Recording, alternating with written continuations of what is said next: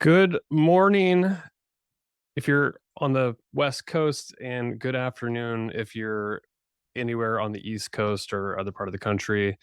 I'm Brandon Laws, and welcome to today's webinar. It's called Keeping Up with Total Rewards Trends. We're breaking down Xenium's 2023 Beyond Compensation Survey results. This is actually the first time we're doing a webinar on the data that we've collected through this particular survey. So let's get into it. Just a quick overview for you. So this is planning to be a 45-minute live session. We're going to be going through a lot of data, and we'll try to keep it as lively as we possibly can. If we through in 30 minutes, we might be done then, and we'll leave time for Q&A at the very end. So make sure to use the Q&A function on Zoom for the questions, and you're welcome to use the chat as well.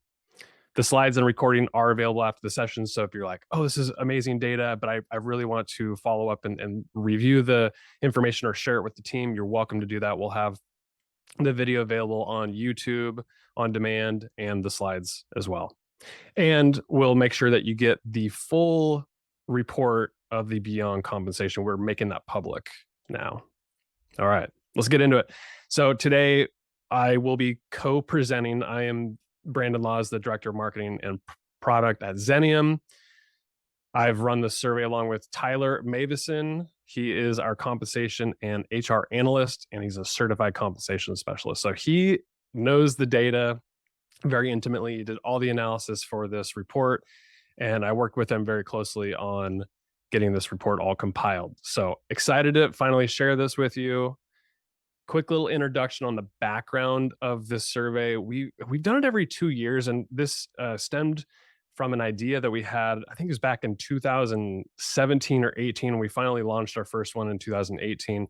And it was just about like, we're doing so much in terms of compensation analysis for our clients. And there's so much emphasis on compensation that we're like, let's open it up for a total rewards analysis and really look beyond compensation. And that's why we call it Beyond Compensation. We wanted to look at what are employers offering in by way of benefits and perks, because I think for so many years we've had this one size fits all type of benefit package, and now we've really started adding a lot of different perks like flexibility at work and all that. So every 2 years we've run it. 2018, 2020, 21, right kind of in the heart of the pandemic, we ran it again, and then we last conducted it in the spring summer of 2023. This time around we had 108 organizations participate in this. So they're typically an HR person would sign up. They would input all of their information about what they're offering by way of benefits and perks and all that. We collect all that information. 60% of the 108 organizations that's participated, they have fewer than 50 employees. So we're really talking about the small business in this case. So pretty valuable data for you if you're also a small organization. So the survey, we ask all sorts of questions. We're going to get into some of it today. We're not going to uncover everything, but you get the full report after this. But the survey asks questions about perks, benefits, and other rewards. And I'm sure there's many things that we missed, maybe unique things that people are offering, and we allow people to add those in the comments throughout the survey. So that's kind of the background of the survey, and we're going to get into it now. Tyler is going to walk us through who participated. Yeah, perfect. Thank you, Brandon. Yeah, so kind of looking at these graphs here, it's kind of a breakdown of the participants in the Beyond Compensation Survey for 2023. So as you'll see in the top right, the majority, 60% of organizations were in that employer size of 1 to 49 employees. So that's kind of the small business that really participated in the survey. Second, was the 50 to 99 size, so kind of the medium size employers. 23% of those participated, and then going down through 100 to 249 employee size at 11%, and then down to the really large kind of organizations at 4 and 2% for those sizes, 250 employees plus. On the bottom left, you'll kind of see the breakdown of the industries that participated. So the main almost 20% was nonprofit organizations within the survey participants. And then looking at manufacturing, business services, and healthcare also had a pretty predominant kind of role in the survey results. And then the other kind of group is just other businesses that don't really kind of get put into an overall industry grouping, accounted for 18% of the participation. I think what's just anecdotally, I think what's interesting about this is, for one, there's about 60% of the participants, the organizations that participate in this are Xenium clients. So just full transparency there. And then there are a lot of non-clients. This is a free survey that we offer. And so Xenium's client base is typically the small business, Mhm. about 10 to 100 employees. So I think that's pretty representative of that breakdown of the size of companies. And then we're pretty industry agnostic too. Right. So that's why you see we have a lot of nonprofits, a lot of business services. And so I think you have a good sampling of the types of organizations versus we're not all in one sector. And it's very clear with that graphic there. So I just thought I'd add that. All right, let's get into the data. I'm going to go over some medical. This is probably the most boring part, but I think it's still important because you want to get a sense for what people are doing. So with medical insurance, we found that 75% of employers pay at least 90% of their employees' medical premiums. So in 2021, it was 67. So there's an uptick there. We're hearing a lot of organizations are actually paying 100% in a lot of Mhm. cases. So I think that's why you're seeing that driving up. Average PPO premiums, you'll see on the bottom left-hand side, employee only 483.50. I'm not going to go through all the numbers because I think you could probably read, but just some anecdotal stats on this. So, in let's see here. I had some extra notes. In 2021, employee only was 414. Mhm. So pretty big jump, Wow. 17%. The family rate, 25% difference. So it was 12.15. So you're just seeing a rise in premium. I think you're all experiencing this too. So I think that's no surprise. Waiting periods, we got a graphic up here for this. So 4% offer no waiting periods, so not very common. First of the month following date of hire, that's the most common, 34%. And then first of the month following 30 days of employment, 28%. First of the month following 60 days, 28. So that most people are first month, 30 days, 60 days. So I think that's what most people are doing. And then how they're insured. I think this is probably no surprise. Most organizations are fully insured. Mhm. And there's that small percentage that is doing either insurance, or partial insurance. So I think there's probably no surprises here. So we'll keep going. Employers that offer a Section 125 flexible cafeteria plan, 63% of organizations that participate in this are offering that, which is really helpful for employees. Xenium actually administers a Section 125 plan. We're a third-party administrator, so we offer that. And then because healthcare costs, medical, dental, vision, they're all increasing, many employers are offering ways to help fund the costs, subsidize deductibles and things like that. So HRA, health reimbursement account, 21% of organizations that participated are offering that. HSA tends to be more popular. 49% of organizations are attaching HSA to their medical plan, and then 18% are doing none. So if you're in that camp of you're not doing anything, there are people with you. So not every organization is doing everything 100%. So I think this is probably helpful for organizations who are like, what are my peers doing? What are my competitors doing? Well, I mean, there's a pretty decent breakdown here for you. When it comes to dental insurance, 89% are offering, whereas 11% are not. Vision insurance, kind of the same breakdown. 88% are offering, 12% are not.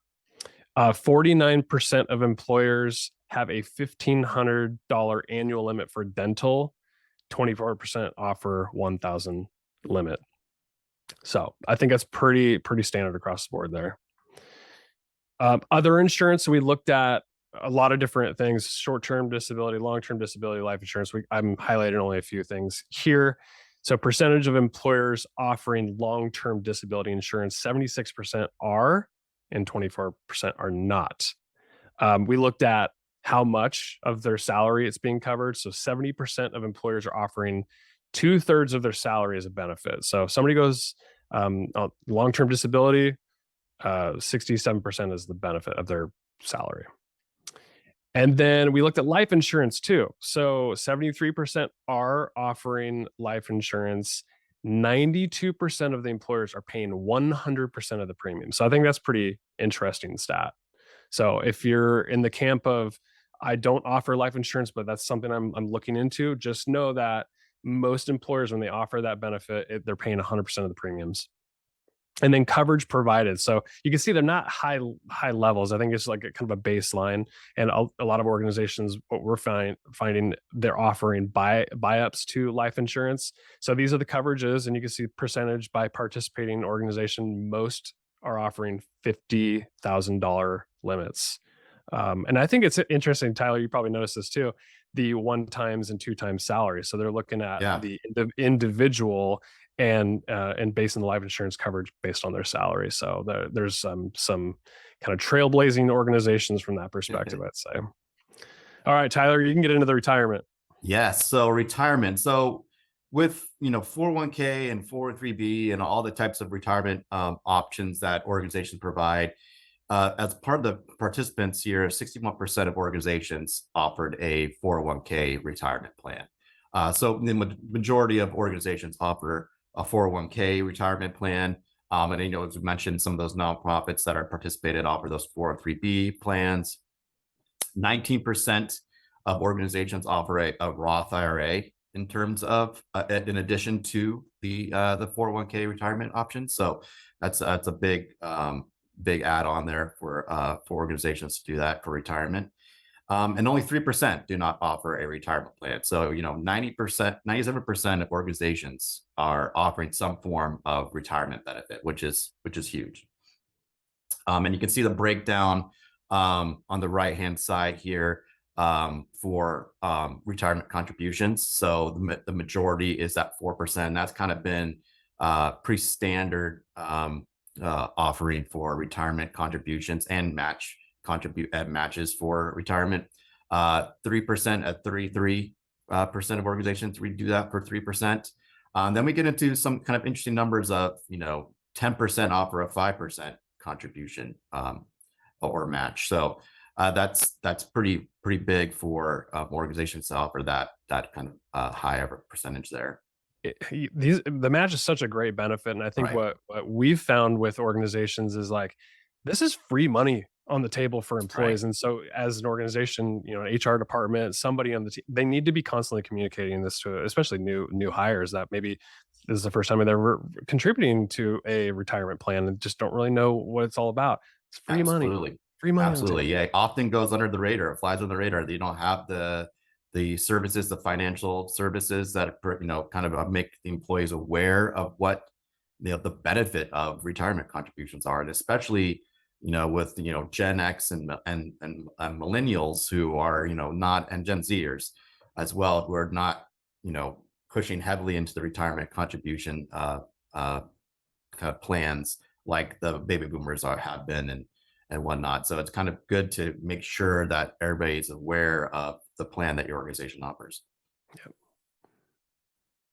And then just a breakdown. I found this kind of interesting, basically on the previous surveys that we've done in 2018 and in 2021, just kind of looking at the percentage of employers who offer a particular percentage match or contribution. So you can see the trend is kind of a lot of organizations are increasing the base amount 3%. We've seen it kind of go up from 2018 to 2021. It was at 39% of organizations offer at least a 3% match or contribution, and then 2023 is 33%. You look at 4% match or contribution. This one also increased. In 2021, it heavily increased over prior years. It's kind of interesting to kind of see. So 31% for 2021, the 4% match. And then looking at the 5+ percent match there. Well, obviously we see it increasing over time, but there was a jump in 2021 as well there. Hey, what's interesting about this sticks out to me is like the 5% in 2021 it was at 42, then goes down to 20. So it's like our, Yeah. I don't. It's not like we have the same group of people participating, but I'm wondering if there's something there, like are people moving the contributions the match down, or are they going above 5%? Like I don't know if Yeah. you saw that in the data, but Yeah, I mean, it's obviously when you look at the economy, the market, you can make sure you can adjust your match and contribution amount. Employers can adjust what they want to offer. But yeah, it's kind of interesting to see this kind of the kind of bump in 2021 that a lot of organizations were offering more percentages for matches and Mhm. contributions. Oh, so time off. So PTO, vacation days. So this is kind of a big one in terms of benefits. When looking at um, you know the kind of breakdown of PTO versus vacation, majority of employers who responded were offering PTO plans. So that's kind of a kind of an all-inclusive vacation and sick policy. And then 40 employers offered that sick leave, and then 33 employers offered that vacation benefit there for in terms of time off. And then looking at kind of the percentages of the kind of the tiers approach of days offered. So 23% of organizations that responded in the 2023 survey provide at least 15 days of PTO for their employees. And another number that's really kind of unique to see is 16% offered unlimited PTO, which is it's been a kind of a growing trend in terms of time off. But you can see also there, the 16, the 20 days, and the 25 days are all about 4% um, uh, offering for those kind of tiers and days off. On the unlimited PTO, have you seen an increase in that over the years, Tyler? It's increased slightly. I think their employers are trying to kind of find out what the real advantage of unlimited PTO is. There's been studies that show that employees actually don't use as much PTO if they have an unlimited plan, and they're kind of afraid of abusing that power, or what the perception would be of abusing that power. So offering an unlimited plan doesn't necessarily mean that there's going to be more engagement in your time off policy or benefit there, but it's a unique benefit that allows employees to take the time off they need no matter what circumstances are, so they have that kind of flexibility to do so. And so here's another kind of trend map that I put together, a chart I put together that kind of shows, really kind of shows the increase of days being awarded. So the percentage lies looking at the percentage of employers in 2018 who provided at least 10 days of PTO vacation was at 80%, and that's kind of increased each time we've done this, to 83% in 2021 and 92% in 2023. So the vast majority of employers are offering at least 10 days PTO vacation. And then looking at the next kind of tier at 15 days, 40% in 2018, 70% in 2021, and then 80% in 2023. And the kind of the unique one is at least 20 days of PTO vacation. We had 28% only in 2018, jumped up considerably in 2021. Maybe some restructuring plans during COVID in terms of their benefits that they're allotting for employees, and then 44% in 2023. I think what I'd say anecdotally, because this is not in the slides, is a lot of employers have very complicated PTO time off policies. A lot of them are tiered based on tenure and just a lot of other creative things. So it's not represented here. We try to do our best to get like averages and all that, but there are many organizations that are doing like tiered plans. Right. Yeah. Tenure based PTO. Yeah, and sometimes it's different. Like sometimes it's the PTO's accrued, sometimes it's just dumped in, and so everybody does it a little differently, which is Yeah. interesting. And I think the bottom line is we do an employee-based survey, which we'll have a webinar on December, what people want from work, and we know that employees want time off. They're Mhm. asking for it. So I think that's the balance of like looking at the data like this, and then what you are doing versus like what do employees want, and then matching those two things together. It's a moving target. It really Yeah, is. absolutely. All right, so here's the holiday slide. So when looking at percentages of employers that offer what holidays they offer, they're pretty consistent and kind of uniform time off. Holiday time is New Year's Day, Christmas Day, Thanksgiving, Memorial Day, Independence Day, Labor Day. Those are all well over 90% for organizations recognize those holidays. Friday after Thanksgiving is at 72%. Martin Luther King Jr. Day. So 54% of organizations are viewing that holiday in terms of a benefit for their employees. Another one is Juneteenth too, as well. So 41% of organizations are they view Juneteenth at the holiday for employees and give time off for their employees on that day. And then got Christmas Eve at 40%. President's Day at 34%, Veterans Day at 30%, and then New Year's Eve 23%. And then here with Indigenous Peoples Day, and in the survey we had Indigenous Peoples Day and Columbus Day. So really they're grouped together. So it should be about 13% of employers view Indigenous People Day or Columbus Day. However they're structuring that in terms of terminology, but. Good Friday, 7%. And then another perk that some employees offer at 4% is, recognizing their birthday as a time off for employees. I'm surprised more employers don't offer that. That's interesting.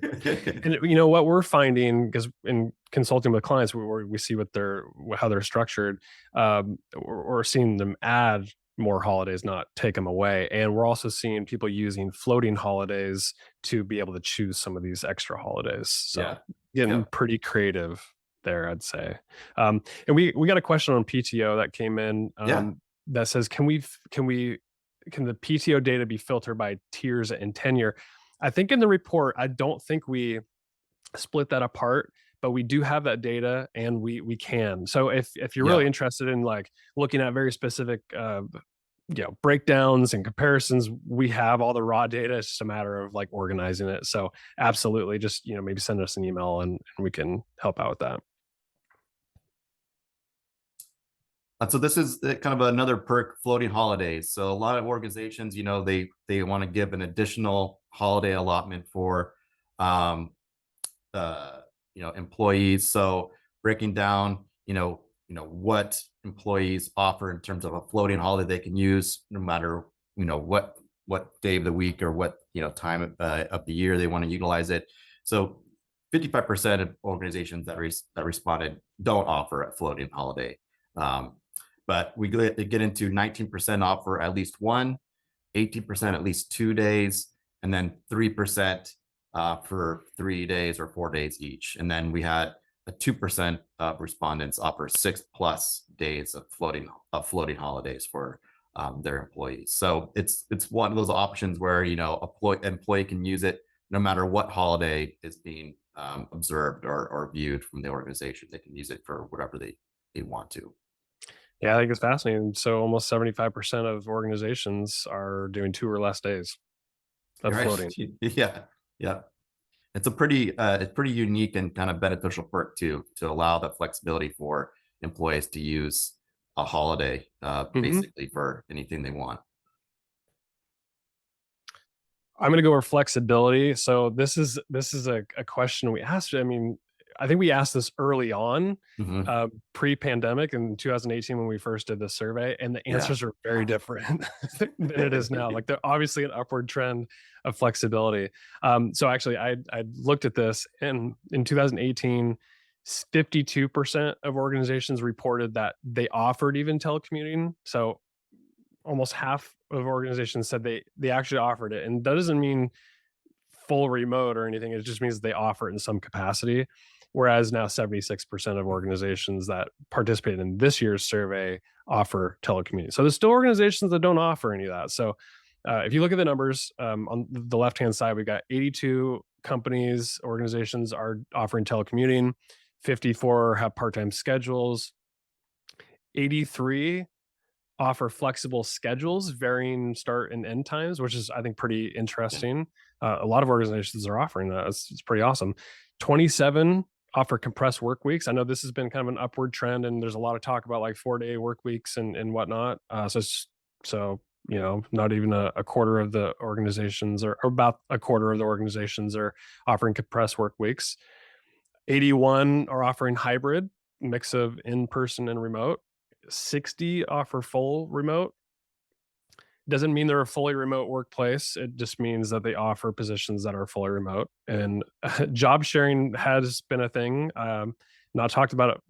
We haven't talked about it very much, but 3 offer job sharing, which is kind of interesting. And then 85 in person on site. And then if you look at the graphics on the right, the percentage of workforce that's fully remote. So this is a breakdown percentage of employers that offer a certain section of their organization to be fully remote. You'll see the breakdown there. So 1 to 25% of remote workforce, 55% of employers are saying that. So that's the largest number. And then if you look at the bottom percentage of workforce, I think I might have screwed up on this little graphic. I think this is for part-time, if I recall. Mhm. So 67% of employers offer remote 1 to 25% of the time.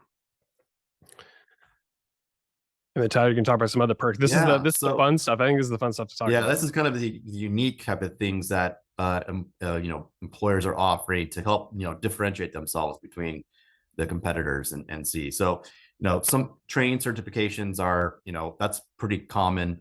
85 organizations that responded offer that for their employees, and that's a great way to help improve and kind of offer us professional development for employees through their work. Memberships. So this is kind of 79 respondents offer some membership dues, and then this mainly be tied to their work that they're doing, and what kind of position and role they occupy. Variable pay. So 73 employers offer a variable pay. So this is bonus plans, profit sharing, some type of incentive based plan. 47 employers responded about a tuition reimbursement, which this is kind of a growing one that I've seen a lot with employers, offering more tuition reimbursement for employees, especially with a lot of student loans and kind of the cost of schooling being pretty high for Gen Zers and millennials. So offering this type of benefit is it's really I think substantial in terms of a good kind of competitive advantage there. So offering a kind of a premium or incentive bump for relevant certifications. So if you are getting certified in a something that's relevant to your role, and then making sure that you're getting rewarded for that. That's 44 employers responded by offering that. Remote work stipends. So obviously getting with the pandemic, a lot more people are working remote. So offering stipends for employees to have make sure they have the equipment they need to get set up to work remotely. That's big. So 40 employers responded about doing that. Tenure related bonuses. So this is kind of a Hmm. one that's been around for a while. That's offering gifts and rated kind of bonuses for tenure. Each tenure mark 5, 10 years, 15 years. Maybe it's trips, offering plane tickets or whatnot. Those type of incentives are really kind of great to make sure you're kind of rewarding your higher tenured staff for staying with the organization. Sabbaticals, which we've kind of seen kind of increase over time. Giving employees a sabbatical after they hit a certain mark is becoming more commonplace. Pet insurance, which has been around as a unique offering for a lot of organizations for their employees, who have animals that they are caring for, that pet insurance and the costs are high for them too. So having that as bonus is another really great perk they're offering. And then wellness insurance incentives, tying tying incentives to your wellness program, or doing really fun, unique wellness activities. We do walk this way, then we tie it to a lot of our wellness programs and offering incentives for that as well. And then on the right hand side, you can see employee assistance programs, so EAPs. Making sure you're offering that to your employees. Mentorship programs, committees.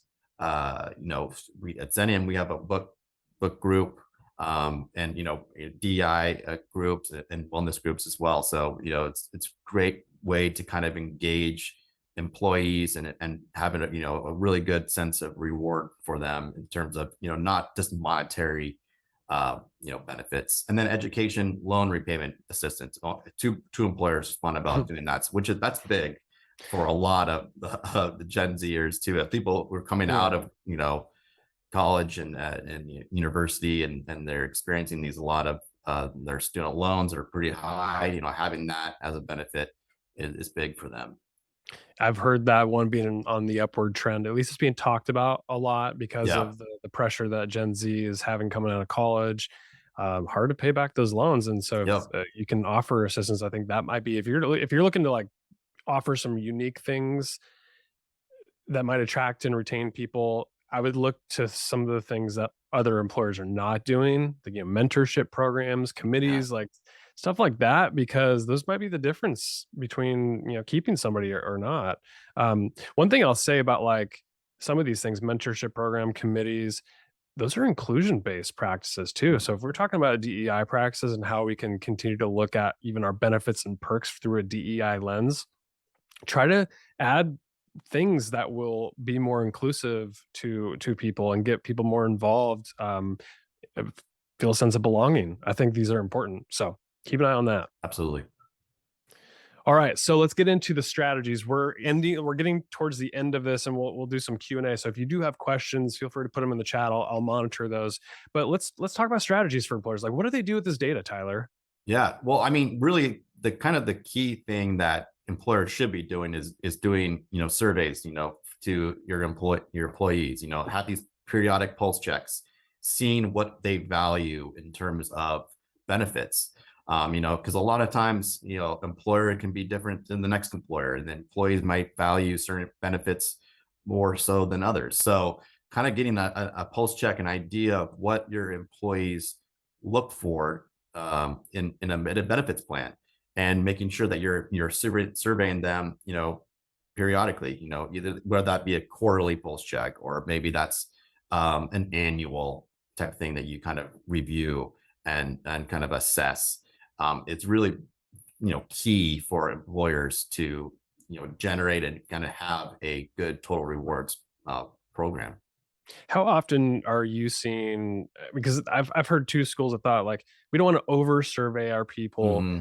but at the same time you need to keep a close eye on what people want, because it evolves pretty fast. I mean, with the Right. changing times. So what's in your perspective, like how often would we do that? I mean, it's at least annually. I've seen, Yeah. and annually seems to be kind of like the go-to trend. But if you are rolling out new benefits or new perks as part of your program, maybe do that 6 month check-in, seeing, is this working? Is this really is this something that employees are valuing?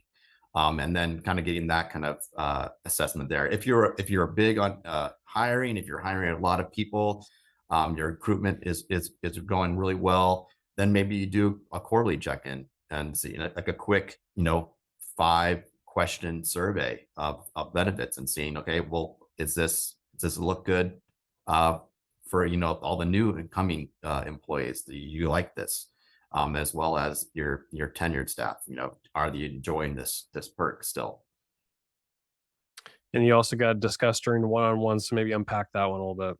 Yeah, so really, kind of we brought up this, previously too. When you're having your one-on-one discussions with your direct reports, they may not be aware of, the kind of benefits that your organization offers. So having that kind of and walking them through, having that available and walking that through them with them is key. Making sure that they know what the 401k match is, and that they know how to go about making that that assessment, that match there for their 401k benefits. What kind of other perks you guys are offering, in terms of maybe they're not even taking advantage of those. So making them more aware and of what you're offering is key in those one-on-one discussions that you're having. It increases engagement with the employee in terms of your total rewards plan. So, Tyler, in your role, you're reviewing compensation for organizations all the time. You're often like helping them create their philosophy, and then maybe even upkeeping on in terms of their like the market data. So, right here, you have review your compensation and benefits offerings at least annually. So, give us the dirty details. Like, are you doing it? Could we do it multiple times a year? What's that process look like, and how do we incorporate benefits into that? Yeah, so I mean, really, with like compensation assessments, we're seeing, annually, but also even semi-annually. So maybe even if there's a market dip, if there is a lot of recruiting struggles, maybe assessing your compensation and benefits plans, on a semi-annual basis and not always an annual basis. But really, you want to make sure you're keeping a pulse, like I mentioned before, keeping a pulse not only on your internal staff, but as well as the external market. Like what are employers outside of your organization offering? Maybe there's some new benefits or incentive plans that are becoming more commonplace that you need to take advantage of. Or maybe with the compensation, maybe there's the market is it's booming for certain roles. We saw this with healthcare in the last couple of years. So making sure that you're constantly aware of what the market is around you for both compensation and benefits. Yeah, and I think that's probably the most challenging piece is, keeping a close eye on what your competitors are offering by way of benefits and perks. And I Yeah, I think like there maybe is some market data that you can get a hold of. I mean, obviously we got this survey and the data that people can grab. Um, I think exit interviews, maybe if somebody's leaving for yeah, a specific reason for maybe comp and benefits, maybe you got to ask those questions about like, what was it that you gained from going to this employer versus what we were offering. I mean, you just have to basically try to get all the information you possibly can. right. Any other strategies for like learning about what others are offering Yeah, in your industry? it's tough, especially in in this type of competitive market where a lot of organizations are keeping those kind of benefits, incentives, kind of close to their Yeah. chest, because they don't want to make sure that they're offering the best possible um, program for their employees. But really, kind of looking at job postings and scraping through those job postings. A lot of times the organizations post their benefits offerings on a benefits at a glance piece, where they kind of list their benefits and what they offer for incentive perks. Making sure you're looking at those positional postings and making sure that you kind of see what the offerings are, and then participate in as many surveys as you can, and getting that data that is you can utilize to set new benefits programs or plans, and then also as well for compensation. Well, we got a few minutes left. I wanted to open it up for Q&A if there are some questions. One question that's coming up is um, about personalization. So, to what extent should total rewards be personalized to individual employee needs versus standardized across the organization? And I'll maybe answer this, and then Yeah, Tyler jump in. Is what I've seen and heard people talk about is like we've gone from this kind of one size fits all benefits package, specifically with like medical, dental, retirement plans, but needs are individual. Like it's an individual experience, and my situation may be different than you, Tyler, and so I might need perks and benefits. Maybe I need flexibility. taking care of my kids or caring for somebody in my family, and flexibility. I value flexibility more than I do something else. And I think that's where we've got to, like what we were talking about, surveying and one-on-ones are really important to find out if I've got employees, what are their needs? Because they're probably individual. So that's what I would say, Tyler. I don't know about you.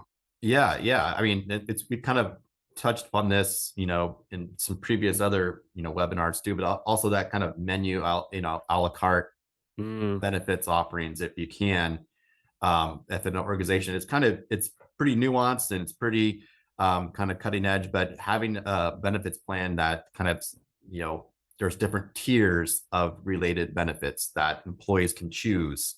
Because like as you mentioned, some people might value that 401k more than another individual, or some people might value, daycare stipends, for daycare costs, but another employee doesn't have kids, or their kids are in college, and are out of the house, so they don't need that same benefit there. Or maybe someone wants financial, help and advising, in terms of how they can set their finances in order. So there's different perks and benefits that can be offered to one individual to the next. So having that kind of tiered approach, and they can select whichever ones they would like. It's kind of cutting edge, kind of what we see some employers doing now. That might be a unique offering for your organization. This last question that we have, I'm going to defer to you on this one, Tyler, but it Okay. says, with there's a lot of upward pressure on compensation and benefits. Like, I think that's what employees want. So how do you strike a balance between offering competitive wages while also recognizing that we've got to allocate some budget to benefits and perks that for the total rewards program? So how do you go about that, Tyler? Well, yeah, I mean, it's really kind of looking at, what your organization can afford in terms of compensation. I mean, budget, and it's a key driver for what an organization can do in terms of, are they going to be leading in compensation, or are they going to be lagging in compensation? And which means, are they going to be going, are they below the market average for compensation, or are they going to be above average in terms of compensation for their employees, and kind of deciding, what the mix is they want to have. Do they want to be more mission driven focused organization that prides itself on having a very robust benefits plan that has a lot of PTO, observes a lot of holidays, they have the flexibility that employees really crave, and maybe they offer daycare stipends, or childcare stipends, for employees? Or do you want to be the organization that really kind of has kind of the base level of benefits, but have a really high, leading in terms of compensation, and salaries? I think really it's kind of deciding as an organization where you want to view and fit in that kind of role, that aligning it with your mission and values of your organization, and ensuring that that we don't go too far off one side and then completely overlook, the other. So going too heavy in benefits and having base salary that's pretty low in the market is not really going to attract as many employees, than others. And then conversely, having a huge salary, for your employees, and but a very kind of base level benefits plan might not be enticing to some employees when they're recruiting and pursuing a position. Well said, Tyler. I appreciate you joining me and co-presenting on this Beyond Comp. You can reach Tyler at tyler.mavison@xeniumhr.com. And if you want to get in touch with us, we've got tons of content out there. The blog is huge. We've got the podcast. We got 430 episodes, I believe. We've got a robust workshop schedule, which we'll be unveiling our 2024 calendar here pretty soon. And then we've got a heavy webinar schedule coming up. Two in particular that are coming up on the first week of December will be uh, retention strategies for non-remote workplaces. So we've talked about remote work, and there's a lot of organizations that can't go remote, and so how do you retain people for those types of environments or that. And we'll talk about what people want from work in another webinar. And we're on social media. Like, just follow us everywhere. We've got tons of content. We'd love for you to connect with us. Tyler, thanks again. Appreciate you. And thanks for all the participants here, and hope you got a lot of value from it. Thanks so much.